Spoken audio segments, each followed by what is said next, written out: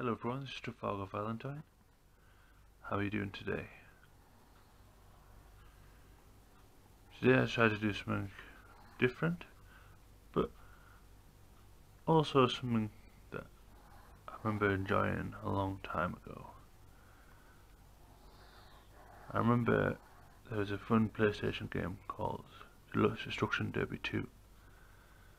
Destruction Derby 2 where you would pick your stock car and then go on these various races and cause loads of damage and mayhem. It was a really fun, intense game when I was younger. And I remember the front cover having these cool stock cars on. I really liked it, and I just kept on drawing them in different versions of them. I don't know, was it the intensity of it or the picture that I drew? But my dad was thankfully managed to get me some blow up copies of it from his photocopy at work, which really made me happy, and I was able to draw it in more detail and things. So yeah, I was just thinking about my old drawings and where I've come from and stuff. This could be a slow process, but a happy process anyway. And I can see myself getting better with things. I've made a lot of changes since the start of this project. It's been about 6 months now nearly since the start of the project Travalgar Valentine. Started signing on my work with my new logo and giving the credit to this imaginary character. Just as a bit of fun really. So yeah, these are some stock cars in combat during the race basically. That's probably the best way I could describe it. I wonder if you can actually see that very well.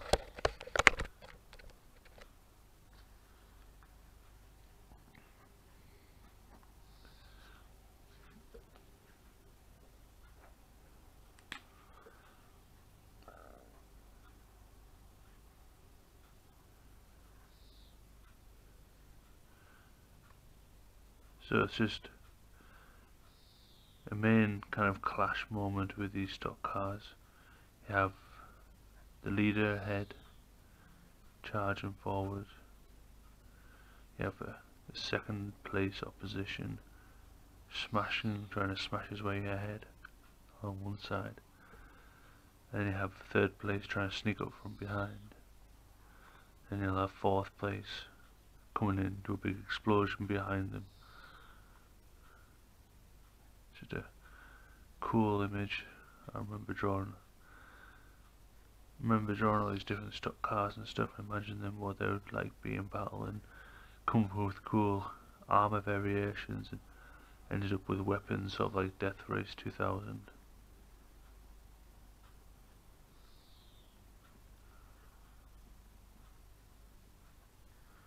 It's kind of the first thing I started drawing was these cool cars, and maybe because, like I said, maybe it was the motivation of the intensity, imagining the battles there'd be in, or I'm not sure why I did. Maybe I was just being a normal kid, drawing the cool skulls and cars and flames and power and all this random shit.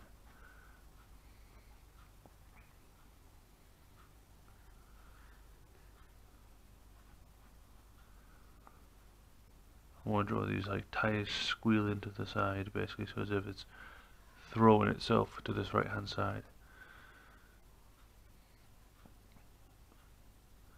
So I'm just going to do some smoke ricocheting off this wheel. These wheels are spinning very fast, so there won't be much detail for the tread or anything. This car itself is smashing onto this other car that I'm drawing. It's got these sparks flying up. And this is where the vanishing point can be really seen, where I start drawing the car a bit smaller, heading from the distance.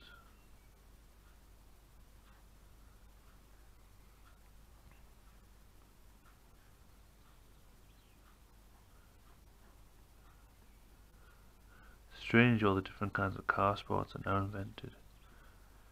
Can you imagine imagine when they first developed the car, how much of a commercial enterprise it would be to such things as races and stock car races. You never know. I mean, I'm still finding out new kind of trends that you find in random places of America and other parts of the world, where they're finding new different ways to compete with different variations of cars and stuff in all sorts of different terrain. It's strange why we need machines and stuff to feel we need to push ourselves and push the limits of what we can do and achieve, even if it's for more simpler people who enjoy just doing a 10-second drag race or a death-defying leap on a stunt car. Who can imagine?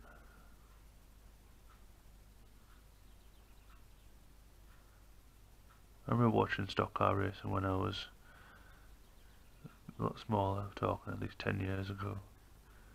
Used to take to a local place and always go with my friend and his uncle and things. There would always be some interesting vehicles there. I might draw one here, tipping over to the side a little bit. Different angles for each different car. I haven't sketched this one out particularly. I sketched the other ones out a little bit, just on the main lines. So let's just see how it goes. Sort of reminds me from the angle where I'm drawing it. I've drawn my very first 3D car. I remember that's how I learned about 3D objects myself. I taught myself how to draw a cube and triangle, pyramid, sphere, pentagon, and all those shapes by myself. Because I remember going into class and learning about them, but already knowing how to draw them and things perfectly. I think that's a good way of learning, observing from these photos and just drawing what you like, and then discovering new things within it. You never know where it might lead you. It's been interesting, some of the motivations I've had to draw certain things, try to think about where the idea came from, what kind of effect was I going for. I don't know, but it's not really known at the time. You can't really tell, I want this effect, this to happen, and you can do that sometimes fairly enough. I mean, I've had that feeling where I wanted to draw effect and people have reacted in a way that I wanted them to react, but it's kind of a rare moment and it's kind of special, and you'll probably spend a long time sometimes trying to replicate that moment. Sometimes that's a moment where I look forward to drawing, where I'm just seeing how people react towards it. Sometimes it can just be well done on the skill, the talent, the time taken, the idea, all these different variations that people can feel when they look at art. I came to an interesting conclusion last night when I was thinking, when I was on my way home from work, pushing the bike up a hill, looking up, I always like looking up at the stars, seeing the occasional flash from a plane in the airport nearby. I never actually bought any art myself. I remember there was this cartoon car I bought and nagged my mother for me to buy when I was on holiday, and it was a print, an A3 print of a guy at a stall. So it was a local artist, and it was £6 rolled up of this cool car, and I might do a picture of it. I might even try and find it, like a replica of it somewhere. And that was the only picture I remember actually buying. I've never really bought any art since. It's weird for me to try and even think about it. I mean, what if I had to go into an art shop and buy something that I wanted? I would just find the picture that I liked and then try and make it myself, or something similar, or that effect.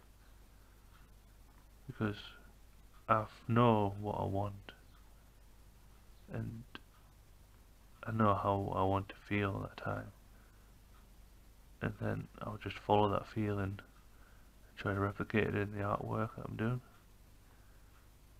I mean, sometimes it doesn't always work, because my judgment of what the connection to that objective can be quite different sometimes. But these little things are what makes life being an artist interesting. These unpredictable events, but which you see yourself learn from. I don't know what I'm talking about. Drawing this cool picture and just trying to get into the moment. Drawing this a cool explosion at the top. This car coming around the side, I'm going to do another one this side.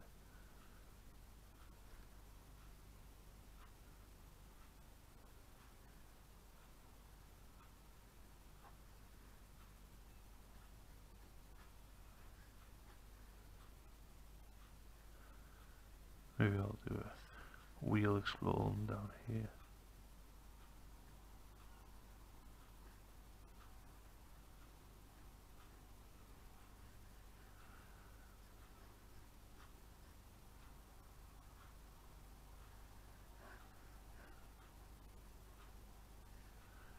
Here we go. Drawing these vents a bit too big for the car. But, oh well, I think I'll work it in. See how it goes.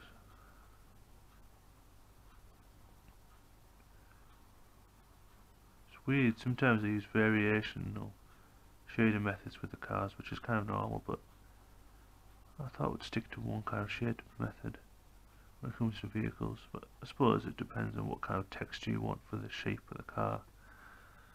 Use smooth black lines to isolate like a smooth kind of object, and use lots of hashy lines and rough lines for a rusty object, sort of in that kind of category. So for this one I'll be doing smooth sections where it'll be the polished car beforehand, ready for the race, and then I'll be doing some rough parts where it's actually smashed up a bit. I'll draw some ragged lines here and there. The pens I'm using is a Faber-Castell pen, which I'll be honest is not my particular favourite. I don't like the ink itself, I think it's a different colour. I might be thinking of another pen altogether that I was using before, but it didn't look like it was quite black enough, it looked like a very dark grey. But I might be wrong, so I'm going to keep on using these Faber-Castells and see how it goes. Maybe I could learn to tame the pen, control it.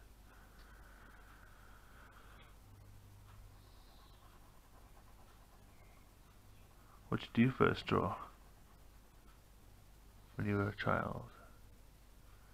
Did you draw in your environment and stuff? You draw like a little house, maybe a swing in the background, maybe some nice fresh flowers that used to grow in springtime on the front lawn, maybe a flaked painted fence that had been crackling over the summer, and you now, while the winter was coming in, ready to seal it back up again with some fresh paint.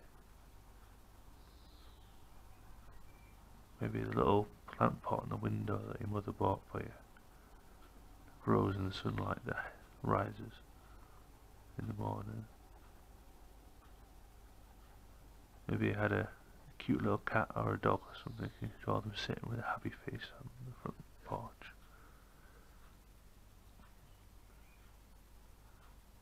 Maybe you drew your favourite place or where you went to school at. Maybe you do you and your friends having a fun time. It's funny we try to mimic moments of reality into a material form. We can picture it in our minds about what we want to do, and we want to keep that, and we feel it's important. So we draw a copy of it, or draw a copy of how we feel at the time for that particular moment. A recording of our imagination.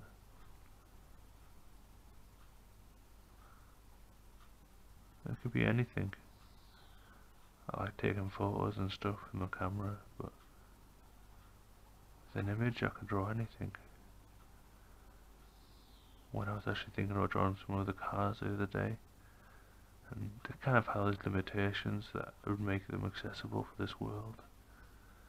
And it didn't look like fantasy kind of enough. It looked still a concept that you see in this life, or this world.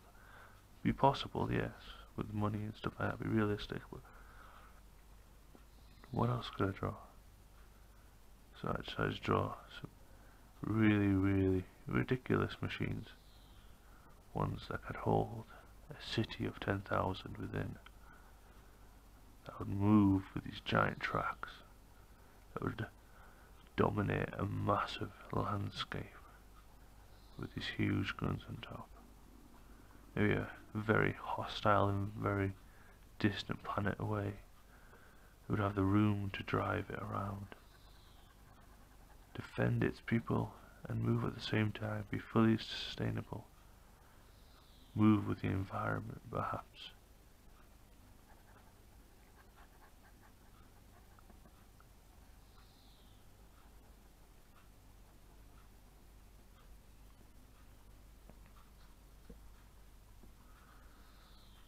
It's looking to turn out to be pretty cool. I remember trying to learn how to shade when I was little. After doing shapes and stuff, but you soon realise you have to try and make it a bit more realistic. And you start learning about colours, lights and darks. The orange paint on the side of a car. Then you can draw some really cool yellow and red flames. And then you start thinking, oh, I can draw some cool animals onto it, like a flaming eagle or a dragon. And you're thinking, what kind of else can I do? I remember heading off somewhere in that house. I think my mum called me or something. And I'd finished drawing this cool car, but I couldn't shade it. And I was really struggling to figure out where I wanted the grey tones to go. So I asked my brother to help me. He was naturally talented in that as an artist as well. One who influenced me a lot when I was little. Because I always had that someone better than me at the time. And I asked him to shade it for me. And I went to go and see my mum. He kind of rejected and protested the moment. I kind of haggled him to do it. When I came back, he shaded it for me perfectly, and it looked 10 times better. But he also modified it as well. The car itself had different paintwork and different bodywork. Excuse me. Different modifications done to it. It looked a lot better, but I was really surprised. I asked him about it and he just thought it looked better. It was a really eye-opener for me. Just that instant boost from a second person's opinion. And I learned a great lot from it. And these little things made me big leaps when I had that childish instinct to draw all the time. And I wouldn't draw it for any other means possible than just for a bit of fun. I didn't have any commercial interest in it at all. I remember in primary school when I was little, you always had this little notebook. It was tiny, about this actual size of a page, and it would be a diary of your extra chosen activities, which I think is very, very important in any school. And you could decide what you wanted to do. Read a book, listen to an audio tape, or draw. And some other options I can't really remember. But I always picked drawing. Didn't matter what I draw. I just felt happier doing it. And that's what I always wanted to do. It was going quite well for me. I remember drawing all these cool pictures and car mats and cars and getting lots of praise and stuff for how good it was and things. And so I just kept on drawing and drawing and drawing. And that's why I started this project, Travalgar Valentine. Because I just knew that if there was one thing in my life that I'll always be doing, it's drawing. And so if I have this energy in me to draw all the time, why not embrace it and just go with it and see how far it takes me? And it's taken me already further than I could have imagined. And I can't wait to see how far it will go. It's still young in its making, and still could be big obstacles in the way. But I'm ready. I've got lots of ideas ready and planned. I've got enough materials to keep me going for the next year, I would say. I should have to go. I remember my friend told me, or other people even for that matter, how much they find it amusing that I've always got a pen on me and stuff. That in situations where I've just got a scrappy pencil or pen that I found in the bottom of my bag or the bottom of a boot in the back of a car. And then I've just got a receipt somewhere that I found, and then I end up just drawing and doodling on this bit of paper. Could be even at a restaurant somewhere. People thought I was a journalist or something because I was writing things down all the time or drawing diagrams and stuff. I even remember this recent event where I went and they didn't bring any drawing things with me, so I thought it'd be a bit impolite. You want to pay attention to people, although I can listen extensively while drawing. You want to pay full attention in social events. Drawing's nice and all, but it looks like you've just been distracted or ignoring people and things. Anyways, I remember when after the meal and it was all nice, people were relaxing and reviewing old times outside, and the children playing by the river, parents joining in, throwing stones and things, the dogs laughing and trying to chase the stones into the water and doing belly flops and things. The sun was shining, it was very nice and just peaceful. It's a nice isolated part of where I live. I was just happy to be there, happy to be there at that place. And I decided to go for a little wander down the street myself. Saw an old abandoned bridge, just a small walkway, and that just drew me to it. I love abandoned things, and I feel it's where I can stimulate my imagination, where I find things that have just been left there. And I found this bit of tar that must have been knocked off the road or washed up by something. It could have actually been maybe black clay or something, but I'm pretty sure that it was tar or something. Excuse me. And I found this flat rock. I started scraping the rock against the other rock. I drew this thick black line, and I was just like, yeah, I can draw it now. There was many witnesses above in the bridge, observing my weird behaviour, while the lads of my age or a bit older were hanging around with everyone else, talking about stuff, laughing. Here's me in the river picking up bits of tar and drawing on rocks. I feel like some sort of primitive caveman. I was ready to do some handprints next, and maybe some deer sketches on the wall.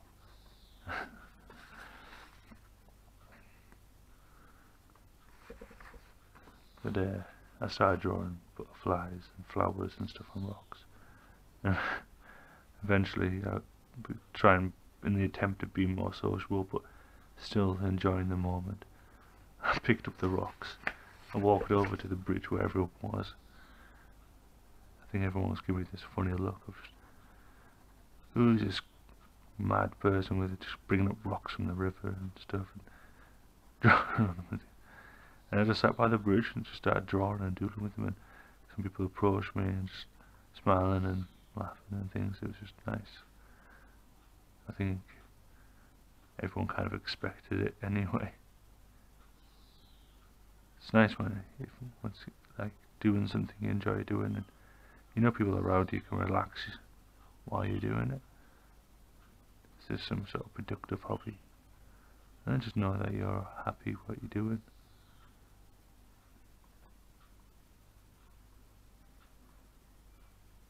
So it's gonna be a good day. I'm off work. The morning's still young. It's 8:30 in the morning here in the UK. It's been raining, but it's been nice and hot the last few days. So it kind of gives that nice rainy aroma that I can't really describe what it is, but it just smells nice. The environment.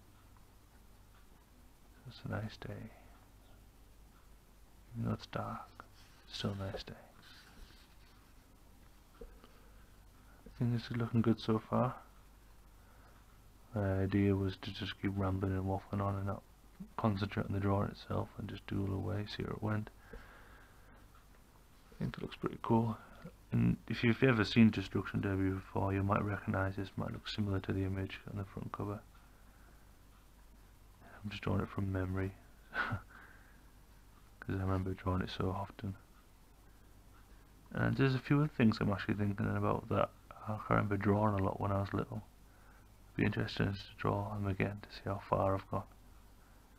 I think that, I'm looking forward to doing that. Anyway, I hope you enjoy this drawing. You can follow me on my Facebook or Pinterest if you wanted. If you want to see some more, you can subscribe to my videos.